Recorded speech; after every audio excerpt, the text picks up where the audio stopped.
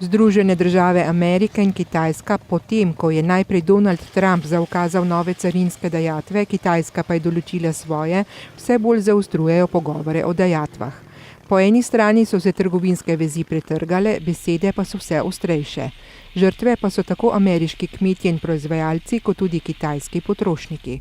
Tako na eni kot na drugi strani pa vsaj tisti, ki imajo denar, skušajo kupiti določene izdelke, preden bodo zaradi dajatev cene postale astronomsko visoke. Kuo Qinshan je zaradi tega pohitel z nakupom klasičnega ameriškega motocikla. Pravi, da kasneje zagotovo ne bi zmogel. Drugače je z uvoženo hrano in pijačo, ki se je ne more kupiti na trajno zalogo. Prav zaradi tega se kitajski potrošniki sprašujejo, ali bo treba odšteti več denarja za zamrznjeno goveje meso in viski iz Združenih držav Amerike, podobno je tudi s pšenico, vinom in vozili.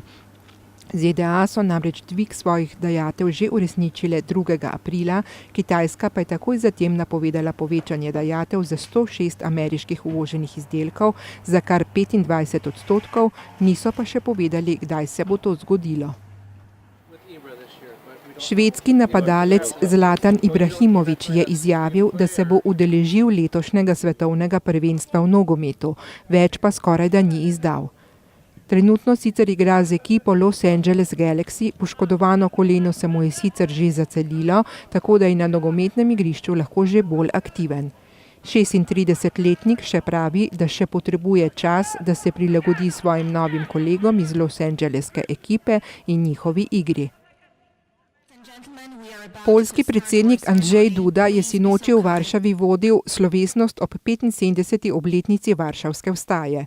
Predstavniki najvišjih državnih organov, med njimi premier Mateusz Morawiecki, izraelska veleposlanica na Poljskem Ana Azari, predsednik Svetovnega judovskega kongresa Ronald Lauder in predstavniki judovske skupnosti so se zbrali pred spomenikom junakov geta. Duda je pohvalil borce za njihovo hrabrost in odločnost.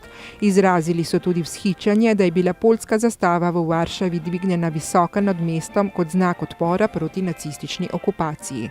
Vstava je bila namreč eno ključnih dejanj judovskega upora leta 1943, začela se je na včerajšnji dan, končala pa sredi maja istega leta.